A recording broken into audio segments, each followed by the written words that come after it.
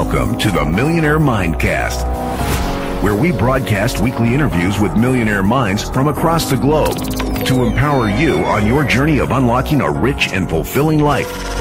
It's time to unleash your millionaire within. Now, here's your host, Matty A.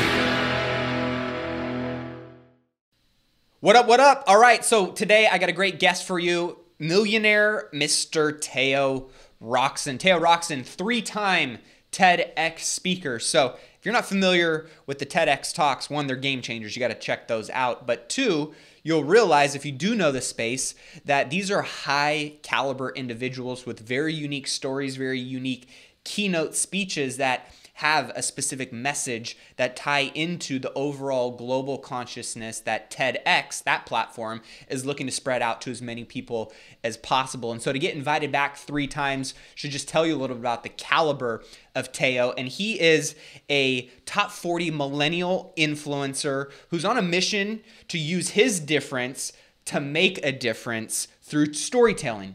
And really in the global space, he's taken his passions and his unique capabilities and turned them into a very profitable business and brand that allows other influencers, other individuals, other unique people to share their stories in a way that can transcend, countries, state lines, and go globally and make the impact. As more and more people come online, which is rapidly changing each and every day, you want to be able to utilize your skills, your resources, your story to connect with the people that ultimately align with your mission, your brand, your message. So we have a great conversation around that today. I'm excited for you guys to dive into that here in just 1 second. Real quick, feel free to get the normal guide that is available if you're new to the show. Always get one kind of free resource offered to our new listeners each and every month. Number one question that most people want to have access to nowadays is mentorship. And how if you talk to any big influencer, any big business owner, any individual who's doing big things in their life, they'll all say that a coach or a certain person or a mentor, someone has played a role significantly in impacting the growth, the impact, their ability to have the success and achievement that they've had today. So I went ahead and created a guide, being that most people don't know how easy it is to go out and find a mentor, right? It's not just some place that you go wait in line and pull a ticket and go find this individual. There are certain steps, certain things that you're going to want to take into account for finding the right mentor, right? The person that can ultimately help you accelerate your achievement, shorten your learning curves, tap into the network, the spaces, the knowledge, the experiences that you're looking to get into in order to get the results that you want. So feel free to download that free guide. You can get it at matthitchison.com, or you can just text the word mentors to 44222. It'll ask for your email. It'll shoot you that PDF and drop it right into your inbox. Feel free to get that today. We're going to be switching that up here in the upcoming episodes with a new resource. So if you haven't gotten that one yet, be sure to get that. It's available to you right now. And with that being said, we got a great show for you today. Let's dive in with Mr. Tayo Rockson on the Millionaire Mindcast. Well, I'm excited to welcome in our Millionaire Mindcast guest of the week, Mr. Tayo Rockson. What's up, brother? What's up? I'm excited to be here. Excited to be one of your amazing guests. So it's an honor for me to be here. Dude, it's always, it's fun hearing people get excited about being on the show. And it's always, just equally as fun, if not 10 times more fun for me to be able to connect with high achievers, high performers like yourself, who are not only having just great success in their business, but really more about the whole life millionaire mentality of, living abundantly, not just financially, but in your contribution and your health and your wealth and your business, anything and everything that, applies to making your life rich and fulfilling. I love to be able to extract those, nuggets of wisdom. So I'm going to go ahead and reciprocate that back to you today, man. Thank you for being here. No, thank you. And I love the concept of what you're doing, because you're really promoting this idea of holistic wealth and health. I mean, a lot of people might have the wrong idea of what true wealth is. And I think you're giving them great reminders with your podcast. And I think it's something we all need to remind ourselves of. Do we focus or value the wrong things? And are we neglecting what we actually need to do to build our foundation? So. Yeah. I've always believe that oftentimes people are just in the wrong conversation or don't even have access to the right conversation. And I know when I started getting access to some of these conversations, my mindset started expanding of what was possible for me in my own life, and kind of how my definition of what I thought a rich and fulfilling life looked like was really someone else's definition that had been fed to me for so many years, right? And so now getting access to people like you and having conversations like we're going to have today, it can be mind-bending and it can be life-altering for people. So I know you are going to be dropping some of those nuggets today. So for those that don't know, who the heck is this Tayo Rockson dude? His energy, passion, and obviously the great success track record you have behind you. Why don't you back it up for us a little bit? Tell us a little bit about yourself, where you're from, and what you do. So at the core of what I do, I help people communicate. I help people either communicate their messages with impact or communicate across cultures. But I need to take you way back. Take us back. October 30, 1989. That's when I was born. Oh, you got the date. Yeah. I'm definitely a millennial, but I was born in Nigeria. I am Nigerian. And by the time I was 18, I had lived in 5 countries and 4 continents. And that meant a couple of things. That meant that I was always the minority everywhere I lived. It also meant that I had to learn how to adapt and be someone that could fit into different cultures. But first 9 years of my life spent in a military dictatorship. And so my first encounter with leadership was watching ruthless human rights violations being just taken away and voices being muzzled. And I used to wonder out loud, me being this Nigerian in a country with probably well over 250 ethnic groups where people didn't really know and trust each other. I wondered, this is my country. I love this country. What type of leader would it take to actually lead a bunch of people who don't trust and know each other? And that was something that was always in my mind. And then when we transitioned into the civilian government, it stayed with me because obviously as a Nigerian, I wanted to advance our rights. And that's something I've worked on. And then a year after that, my dad's job as a diplomat started to take us all over the world. And the first country that I remember going to was... So your dad was in politics? He was a diplomat. Okay. The first country that I remember going to was Burkina Faso. And I remember being this skinny Nigerian kid with a thick Nigerian accent in a French-speaking country in an American international school going through puberty. And so in a place where everybody was very different, I felt different. And just that juxtaposition of having a military dictatorship initially be my first encounter with leadership, and then having to learn how to communicate effectively across cultures, they really made an impact in my life. And as I graduated and moved to United States for college, I started to really think, okay, I've got all these skills. I initially had an identity crisis, but I've turned that into a gift. How can I make that a career? And I tried. After graduation 85 times. I applied to over 85 jobs. They all said no. I mean, and I freaked out. I mean, I was barely 21 and I had graduated. I'm a foreigner in this country, and the only way for me to legally stay here would be to have a visa. And so I was like, man, God, no one wants to hire me. And so I reached out to all the companies I had worked for previously that had given me internship opportunities. And I just asked, hey, do you think there's a full-time opportunity? And luckily, one of them said yes. But here is the kicker. It wasn't anything I said I wanted to do. I mean, I just walked you down through the me being this 10-year-old kid who wanted to change the world and do something for the global impact, but it wasn't what I wanted to do.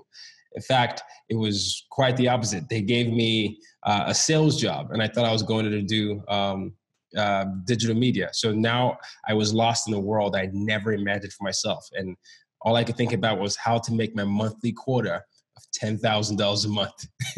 and I just sucked down, and I just felt lost in this abyss for 2 years until one day. It was August 22, 2012. I was driving to that same place of work. And then I stepped in the accelerator pedal as the road merged into the highway. And all of a sudden, this car swerves into my lane. It cuts my lane into half, and it lost control. And I was trying to just get out the way. It's in the highway. You've got to think quickly. And in the process, I smashed into the left guardrail. Then the right guardrail. I hit one car. 2 cars. Back to the left guardrail. The car is perpendicular. It's about to flip over this bridge. I'm 22 years old, and I have one question in my mind, and I'm saying to myself, have you done everything that you said you were going to do in life? Have you done everything you said you were going to do in life? And I hadn't.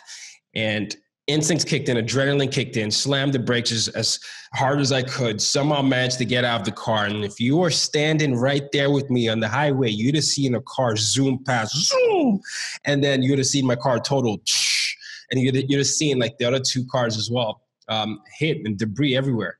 But the most magical thing happened. I wasn't hurt.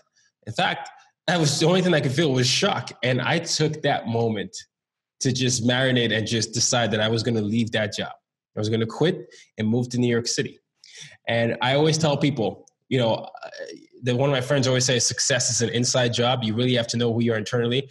One of the things you always have to do is to change your environment. Are you living in an environment that's helping you grow mentally, physically, and spiritually?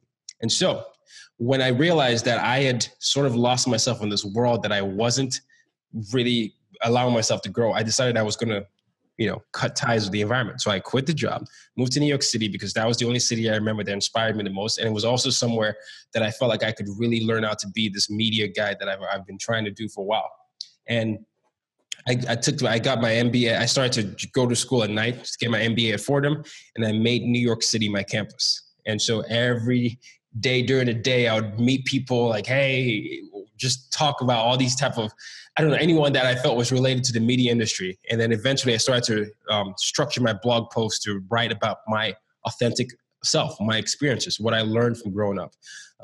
People started to gradually resonate. And then I launched a podcast called As Told by Nomads. And I would just bring people from different parts of the world and say, hey, I feel like I'm looking at the world right now. It's the most globalized time, most digitalized time. Yet, not many people know how to effectively listen or connect. I've been fortunate enough to have sort of been this minority everywhere I've been. I just want to share all these tools that I've learned. And I also want to bring people like me from all over the world to embrace the global mindset. I feel like this would help people become better business men and women, become better leaders, become anything. And I just did that, you know, didn't know what would happen. Months went by. I got this letter, this Facebook message from someone telling me congratulations. And I'm like, I don't have a kid. You're like, for what? I was like, wait, what? And like, yeah, you made it #2 business podcast 2014. And I just jumped out the bed. And you've got to realize I was just in this city that I had barely any money, just living in my cubicle, because some New York apartments in cubicle, like, you know, very small. Yeah. I was like, oh my gosh, this is just like a hobby type of thing. And then the validation just started to continue from there. I started to get messages from people to tell me, I thought I was alone. Thank you for telling my story. I've never known how to articulate it enough. And that gave me more of this mission to continue to learn how to what I always say, use my difference to make a difference, but more importantly, build the global leaders. And even though I wasn't making any money, even though I was still trying to figure out how to turn this thing into something that it would be monetizable, what I gained there was something much more important. I was realigned with my purpose, the same purpose I had when I was a kid, which was to somehow do something of global impact. But I gained more clarity, and the clarity was gained through me telling my story and me connecting with people on their pain points. And so once you change your environment, the next thing you need to do is really identify. You need to be truly self-aware as an entrepreneur. You gotta be so self-aware where you know what your strengths are and your weaknesses are. And when you know your strengths are, you double down on your strengths, but also you need to be able to connect your strengths and your skills to a greater problem. That's how people hire you to speak. That's how people get engaged with your story. That's how people you follow you, because they feel like through your experience, you're helping them solve a problem. True influence is about serving. True influence is about getting other people from point A to point B in such a way that they experience growth, you know? So I started to learn that experience, and then, I feel like I'm talking a lot, so I want to give you a chance to ask questions. Nah, man, it's good stuff. I would have interjected if it was I gotta make sure this guy stops talking so I can get to you were on fire, brother. So, and I think so many people can relate to this story, right? And that's why you receive so much validation, is purely based on the fact that it's relatable. So many people can, say, hey, I maybe didn't get in a car crash, but I have, felt this calling and something triggered me to take that leap of faith. Or there might be the people that, are looking for that moment or experience of clarity and going, I need to take this leap of faith. Absolutely.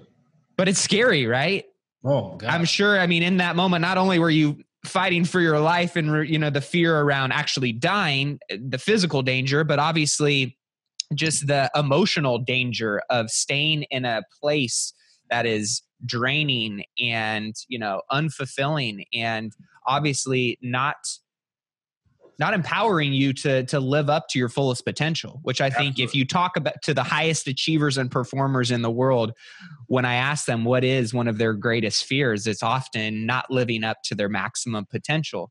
Yeah. Right. Yeah. And society oftentimes through groups, family members, experiences, the news, our environment, whatever it may be, mold us into thinking and acting and feeling specific ways in turn, which just gets most of us like herds going through life and what I believe to be like zombies, right? It's just one day after the next and we're just dragging along. And yet there's gold, there's, you know, there's knowledge and wisdom and experiences to be had and to be extracted from each individual person. And yet oftentimes those are always uncovered. So how did you find the desire to now kind of realign with your passion and your purpose, and you kind of like started clicking, but how did you take it and start turning it into an actual profit?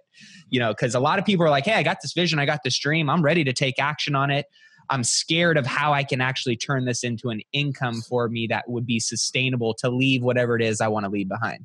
No, that's a great question. And I just want to touch briefly on what you said earlier. A lot of people, high achievers, will tell you that their greatest fear is not achieving the fullest potential. And that's something I also realized after the car accident. Because prior to that, my greatest fear was failure itself. And then once you sort of face death and you look at it, you're like, wow. Oh, you're like, that shit was weak, man. Bring it on.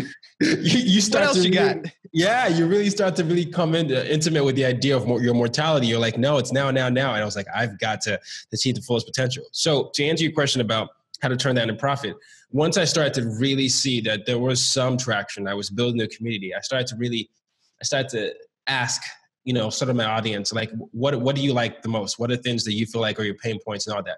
And any thought leader, any speaker, you have to solve a problem, whether you're a consultant, whether you're a speaker, whether anything. So the best way to turn that into profit is solving a problem. And so I needed to learn how to understand how a skill set that maybe not everybody has experienced can impact people. And I looked at the problems in the world, whether it's with diversity and inclusion for companies.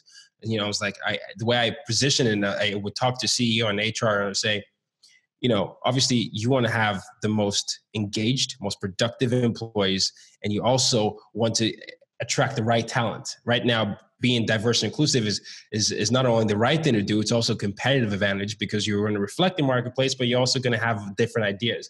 Yep. And so I came at it from that point of view. I'm saying, I'm someone that can help you figure out how to do that. And that started to attract them. So, okay, there, I was able to start to build a consultant thing. With speaking, you go to schools, you go to all these environments. We had all the shootings that were happening in recent years. We had, you know, Black Lives Matter. We had all these things. And I was sitting in my apartment. I was looking, no one's truly listening to each other. Yeah, there's the side and there's this side. But what if someone could help them be that bridge? You know, everybody's focused on these walls, but what if someone could break down those walls and build the bridges? And those type of environments are in the education, and there are in office places and simple conferences. So I started to reach out to decision makers I saw in these places. I said, hey, as a school, you're a headmaster. Do you want your students to grow up to be better leaders? What if I could come talk about that? And so anyone thinking right now, I have a passion, I have a goal, I have a vision. You need to really work in that mission. Your mission is the work to get to your vision, right? So what daily habits, you know, even if you're spending 10 minutes a day, are you doing to work in service of achieving that vision? A lot of people say that they have this vision, and I always ask them to give me a daily inventory of their week. And you look at their week, they didn't do a lot of the things to actually grow. If you're not spending each day growing, you're not going to be able to turn out to do that in profit. So when you want to figure out to work in a profit, it means that you're aligning yourself with people that are already in that field that you can learn from. People that maybe are doing what you want to do. What did you learn from that? You're podcasting and you're interviewing the people that you feel like are in, you know, they are the greatest minds of your field. You're getting knowledge from them. You're reading, you're soaking in that knowledge. You are reaching to a new community. You're talking, you're creating a whole list of potential conferences and schools that you could share your voice in. And what happens when you start to do all this is that you become someone that has a portfolio of things. Your portfolio is something that not only shows and validates your work, but you're also able to get testimonials from people who say he or she is the real deal. Once you have this, you're able to leverage these things into your intended target audience. And that's really all it's about. I mean, it's a process. We have to understand that this is a journey. On my path towards here, even when I came to New York City, I was fired twice in the span of 3 years, right? I owed the IRS money. I owed a bunch of, I owed my parents money, and I owed a friend money. And all that, I still stayed focused on the dream. Even when I had to take another job, those times I was fired twice, I was still consistent with that.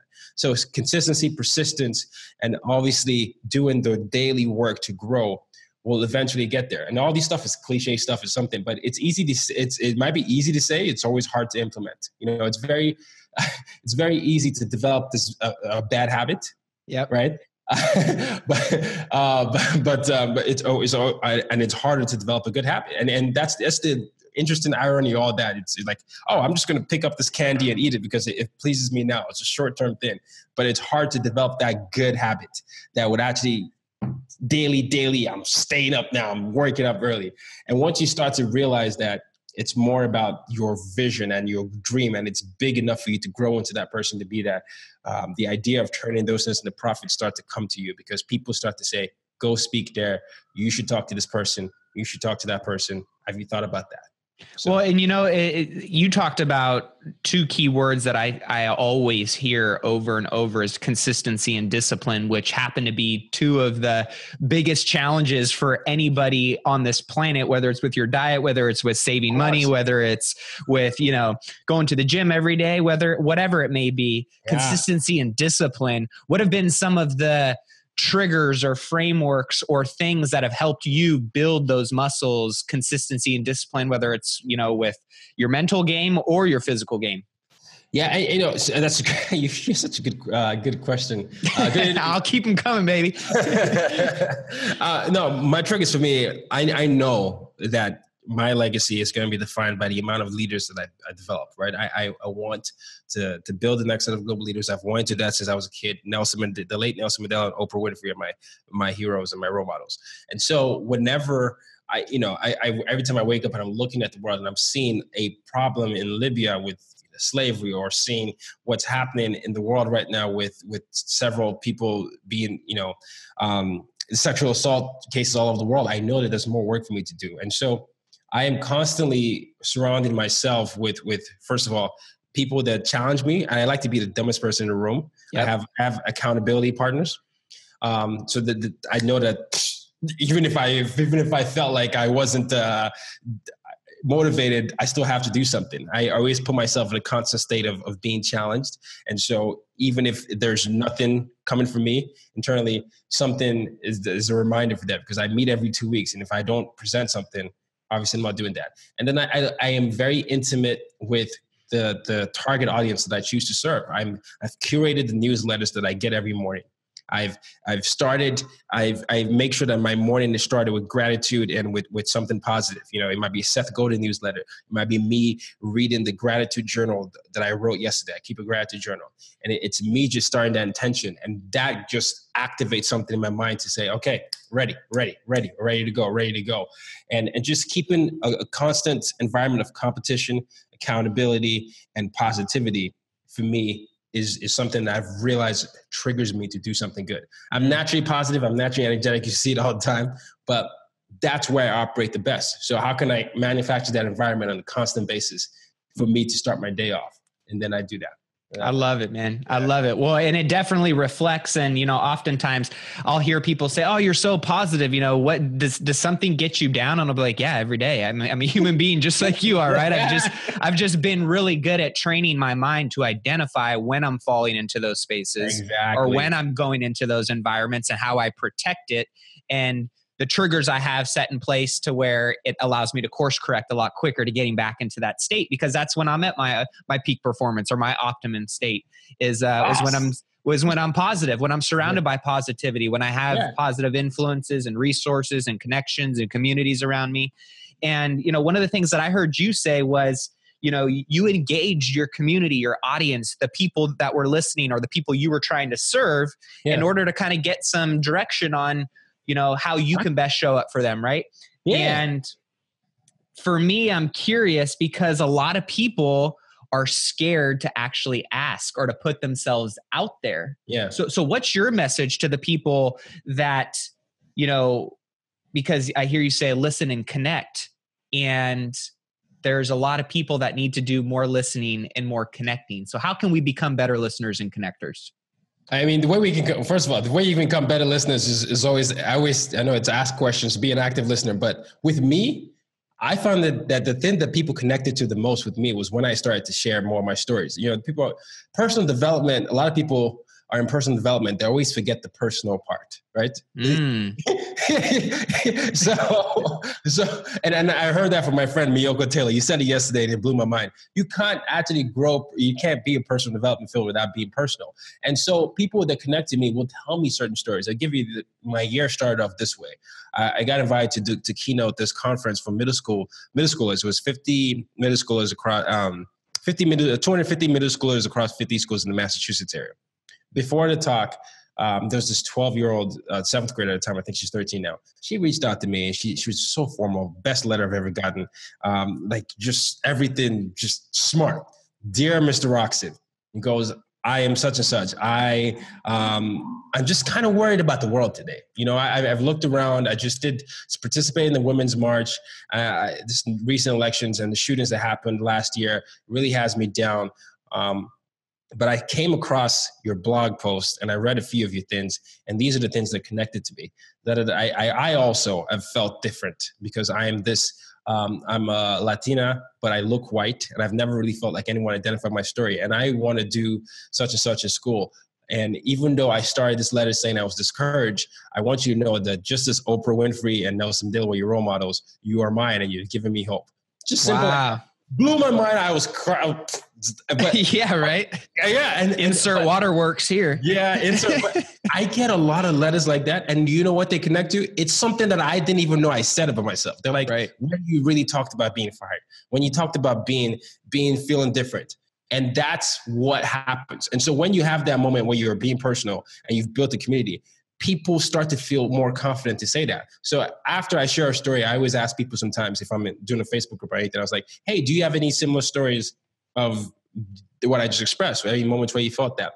And people begin to tell you that. Or if you really like some of the series of videos I've been doing, what type of things would you like me to cover more? I just invite them to basically tell me what they want.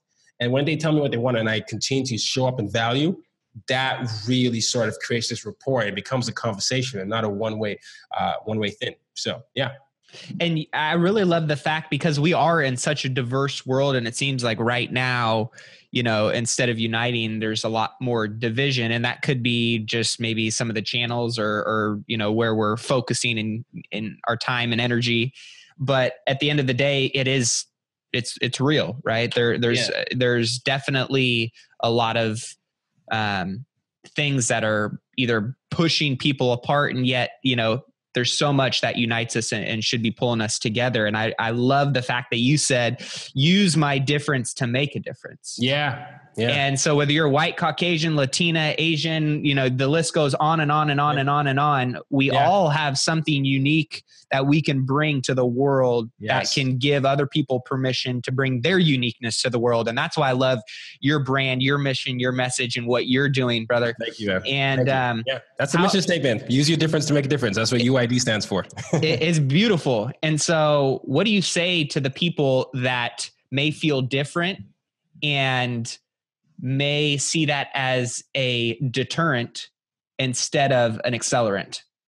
So first thing I'll say is I've been there. I understand that, but your difference is your superpower. That's your differentiator. A lot of times there's this common analogy. You always say, the jock in school is looking up to the nerd now. And people always say like, how did that play? And that's not always true, because I know many jocks that ended up, they're actually really good people. But that type of picture shows that it doesn't always, life is a journey, and it doesn't, what's happened to you right now doesn't have to be how you end up. And all these skill sets that you feel like are causing friction, making you stand out. we really need to dive deeper inwards to see what that difference is. We need to understand that, and then understand how that applies to certain things. If you're someone that maybe, like me, maybe that was always into science class and always loved gaming, why everybody loves sports. Today, if you look at today's world, you could actually be a professional gamer or Twitch or something. That's something that could happen. You could create a whole community around that. If you're someone that maybe loved makeup as a kid and people used to make fun of you, but now look at what you can do with YouTube. And so there's so many avenues for what you can do. And I always ask people to, say, instead of thinking about that difference, first of all, acknowledge it, and then understand that difference and look for ways you can apply that. And everything starts from your experience, from your story. So even if you're journaling, you're writing, you're podcasting, talk about it. Express it in some way. Don't dampen it. Express it in some way. I started writing my blogs and the podcast. I was like, I'm getting my MBA. I didn't know what I was doing. You were just putting it out there, though. And I was just putting it out there. Yeah. And that's really the start, right? Is you got to put it out there in order to be heard. Yeah. And I'm curious on your mentality and mindset in the beginning of when you were first starting to, share your voice and your message. Was there just this massive, overwhelming, it went viral overnight and all of a sudden everybody knows who Tayo Rockson is? Or, was it more of a steady climb, or was it a challenge? Because I want people to really wrap their head around the fact that where you're at today, there's a whole lot of failure. There's a whole lot of, frustration. There's a whole lot of discouragement that went into that journey. So tell us a little bit about what that climb looked like for you, and maybe some of the times that you wanted to give up and throw in the towel and why you didn't.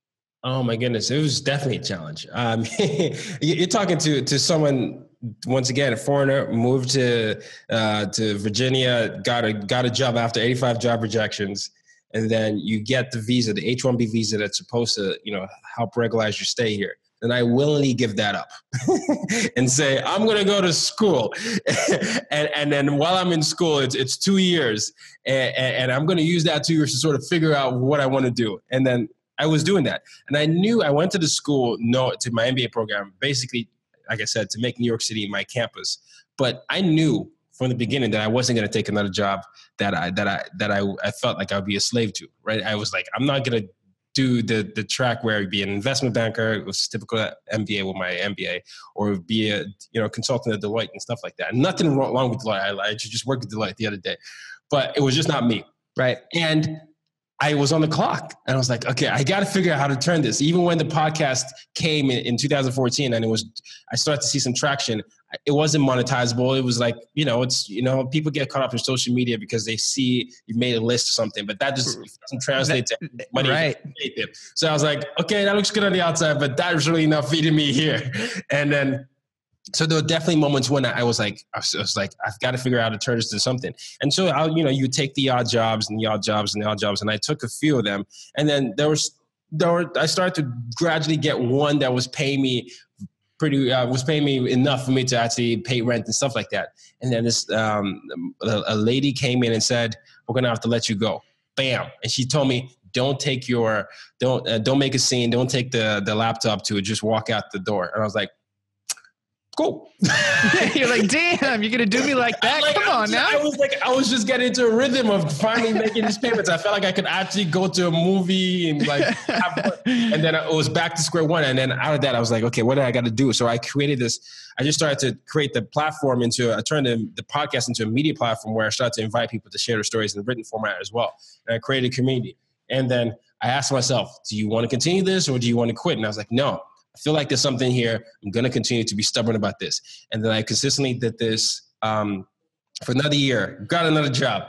They fired me too. I was like, you were just there was a theme there. The world was just trying to tell you, man, you're not meant to be in a job. Exactly.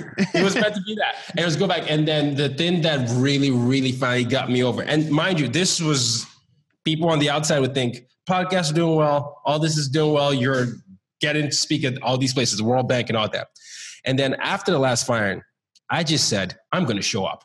I've been doing this in and out type thing where I would not be wholly there. Even though I'm working 2 9-hour jobs, I wasn't fully showing up as myself. And I just took off the shirt and I was like, this is it.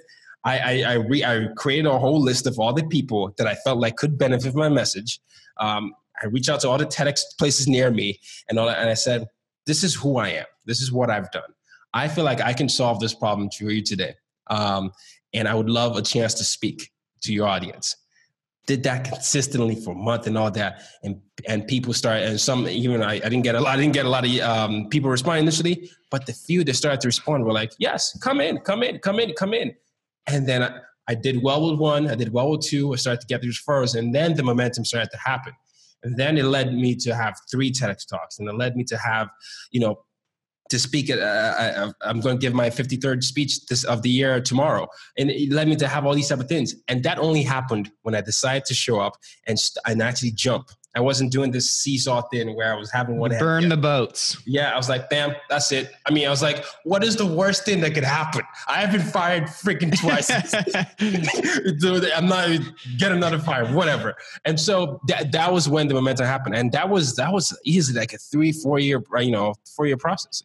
From me deciding when I quit my job to here. So it's amazing that you trusted in that process, which I think as millennials, you and I being millennials, that we can both relate to the impatience and the wanting the results now. And yet when I've seen the millennials who really wrap their head around the fact that we have one of the most precious resources on our side right now, which is time. Yeah. You have to let time play out a little bit, and obviously you want to make the most out of every minute today right now. And yet Absolutely. you got to let time do its thing. The compound effect is real. And if you make small, smart, consistent choices, take that daily action like you were taking, burning the boats, and just having that belief that over time, if you do this long enough, consistently enough, it was going to pay off. And now, that compound effect obviously worked in your favor, speaking on, TEDx stages multiple times, the World Bank, United Nations. I mean, the list goes on and on. I mean, 58 speeches in 1 year, Did you think that this was possible when you first started? Did you dream this big, or did this dream evolve and continue to grow as you started seeing some traction roll out? It's funny that as a kid, you think you could do, I always tell people to go back to the kid mindset. Think like, have that kid like energy. You have no inhibitions. I thought, I'm going to change, bro. I'm going to do this. I'm going to be the next Oprah and all that and all that. My mom would say, yes, you can do this. And then I became cursed with this thing called being realistic when I got older. And so for a while there, I didn't think so. I didn't actually think so. And then once I got fired, the second, even when I was doing all these things, I was like, whatever, I'm doing something here. When I got fired the second time, I was like, the world is mine. I don't care anymore. I felt like the shackles had gone. I was like, I'm just going to stop giving myself a limitation. I believe there are 2 reasons people don't change the world. It's people don't feel like they can change the world. And that's because of a fixed mindset and a limited worldview. And once I got rid of my fixed mindset at that moment, and I had adopted the growth mindset, and I was like, I'm just going to continue to expand my worldview, the options start to present themselves. And for me, I never see a no as a negative thing. I'm like, it's not meant to be. It's not, it's fine. That's good. I'm focusing on what I can do. And yeah, I didn't see this world initially in my early 20s, but I started to get back and reconnect to my childlike mindset. And I was like, the sky's the limit. On my LinkedIn, if you look at my LinkedIn, I said I'm on a mission to build 3 billion leaders. And that's because there are 3 billion people under 30. And on the outset, that might look like a crazy thing, but hey, if you're not setting a goal big enough for you to grow into, to be into that person, you're not challenging yourself. I mean, this life is about constant growth. There's no, I strike $1 million and I'm done. It's about consistently putting yourself in a position where you're growing and you're putting in a position to be an influence. And so, yeah, now I believe the options are limitless for me. But before, in my early 20s, I'm 28 now, definitely I started to become realistic. Yeah, right. That is a curse. I love that you said that's a curse, because, the second people start trying to live realistically is the second they fall into the trap of mediocrity. Oh my gosh. I love the fact that you're setting that goal that high. I call that the pucker goal, right? When you tell someone your goal, that it makes their butt pucker when they're like, ooh, I don't know if he can, that's crazy. That's out there. That's the kind of goals you should have, right? And when you when you tell enough people that goal, one, you're going to enlist them or enroll them in your goal, or they're just going to think you're crazy. One of the two things is going to happen. Good. Or two, the second part though, of getting them to enroll in that goal. Now they're going to start, hey, you got to speak to this person. Hey, you got to connect with this influencer. Hey, you got to be on this podcast. Hey, you got to do this. So, sharing your message and using that to connect with other people, with opportunities, with environments, experiences. I think it's so important. And I love the fact that you're empowering so many people to share their message. So I'm curious, on that journey to 3 billion or more leaders, what's next for you this year? What is this upcoming year and the focus look like for you on that stepping stone to reaching that big accomplishment? Thanks for that. And I mean, a lot of stuff. I mean, I'm definitely going to do more speaking and more consulting, but I am, me and Amanda, you've interviewed, we're coming together to put together Thought Leader Academy. And it's been such a magical experience for us because we've been doing a 10-day challenge as a lead into the program, and the community that we've built has been amazing. And what Thought Leader Academy really is me and Amanda coming together to really help people tell their messages and share the messages with impact. Maybe a lot of people, change makers, they have ideas.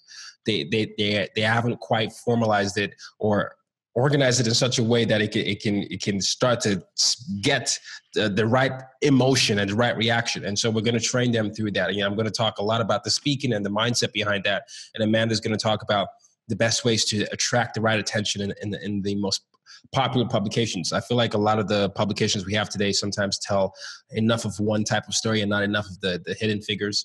And we are combining together to use our skill sets to really get people who feel like they have a message here in their heart, and we want to help them get it out there in the public. So and combined with our experience, we've been able to build a very vast network of people who can actually get the messages out there and who are looking for people to step up and show up. And so you want to be the conduit to that. And that's how we're starting the year with that program. It's beautiful, man. Well, I know what you guys put your name on is always top quality. And most importantly, obviously a lot of people that are new listeners of the show might think Millionaire Mindcast is all about making money. And I am a believer that money is important to increasing your impact and influence and the ripple effect that you can have in the world, right? I know people that have a lot more money and use it for good have a significant impact. I know a lot of people who have a lot of money and don't. And I also know the contrary, people who don't have any money that make a massive impact, and people who don't have a lot of money that choose not to. And yet the people that have the ability to expand their reach often use it through a particular resource called currency, right? Which is obviously very subjective in the world we live in today. But the fact that you guys are sharing this message, I think is so important, because nowadays in the time that we live in, whether you're a baby boomer or whether you're a millennial or, someone, even younger than that, the world that we live in today, to be able to take your message, your experience, your uniqueness, and share it with the world and actually turn it into a career, a profit, or an income stream is mind-boggling to me. And it's so exciting. And that's why I want so many people to be able to pick and pull from some of your experiences, other people's experiences, to know that if that's something you want to do, it's 100% possible, right? It is 100% possible. So for those people that want to connect with you guys, hear what you're up to, what is the best platform for them to maybe follow you on, say what up, check out the Thought Leaders Academy? Absolutely. So to check out Thought Leader Academy, go to thoughtleaderprogram.com. And you couldn't get the academy.com because someone is sitting on that. But thoughtleaderprogram.com is where you can get that. I'm at Tayo Rockson everywhere. I'm on Twitter, Instagram, Facebook, Tayo Rockson. I'm so far I've been the only one with that name that I've seen on the internet. There you go. Social media game is strong, brother.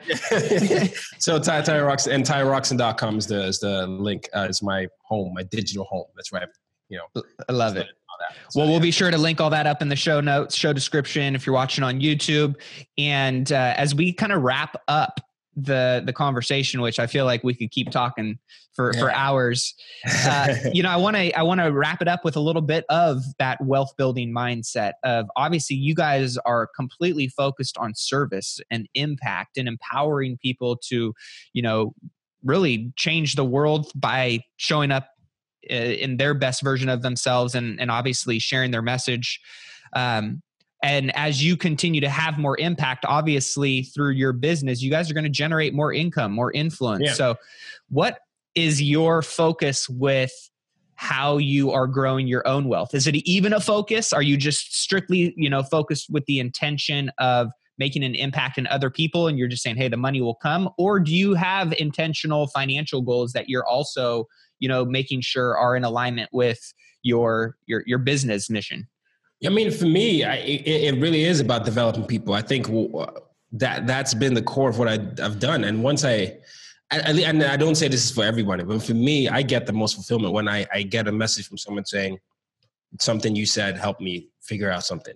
And I know that comes with wealth. That ultimately, it builds a referral network, it builds a community. And I want to be able to really influence people to tap into what I always say, use your difference to make a difference. That's truly what my life's mission is. And that's why it's in my company. That's why I say it at the end of my podcast all the time. And so that for me is wealth. And I know you have a question about wealth. And for me, wealth is the amount of lives that I'm able to touch by the time I'm dead. Right. When I go to when my funeral is there, and how many people are going to show up? How many people are going to say, because of you, I was better? And that's what I firmly believe in. The late Nelson Mandela was a huge role model for me. And so is Oprah Winfrey. And that's all it's about. And I have no idea when that will be, but I know that's something that drives me. And I know that the monetary wealth definitely will come with that, whether it's in the form of people hiring me to speak, people wanting to work with me. But ultimately, am I making an impact with our interaction? So, yeah. Beautiful, man. I couldn't have said it any better. I think oftentimes people immediately equate wealth to money and some kind of financial, milestone or tangible dollar amount. And that was nowhere in your answer. And I love that. So I just want to thank you, brother, for, sharing your wisdom, your experiences, your community, your network. And I just know that it's going to make an impact on so many people. I selfishly got a ton out of our conversation. I look forward to building a friendship and continuing to support you guys and what you have going on moving forward. Absolutely, and until next time, brother, keep investing in yourself and your wealth on that march to $1 million and beyond. Yes. Boom.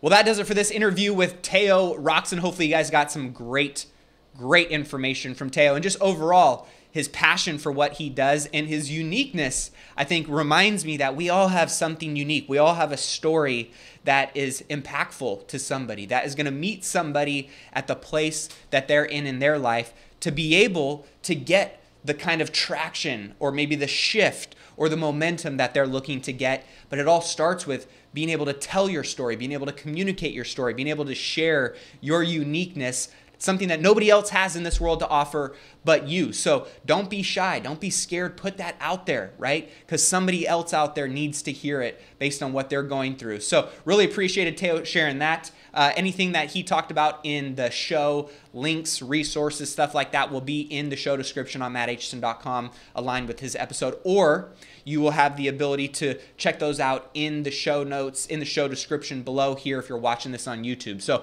if you're not subscribed to the YouTube channel yet, be sure to hit that subscribe button so you get notified each and every week of the Millionaire interviews and other things that are on the channel, as well as if you like this video, if you got any kind of value from it whatsoever, hit that like button, let YouTube know that this is worth listening and putting in front of other people. Same thing, if you're listening to this on iTunes and you're not subscribed to the show yet, maybe you're a new listener or you just haven't subscribed and committed each and every week, we want to make sure you don't miss any of these interviews each and every week that are coming out. So subscribe, leave a review on iTunes. That's your way of saying, hey, thanks, I got one little golden nugget, and that helps us get in front of more people like yourself and share this information with more people who are looking for it.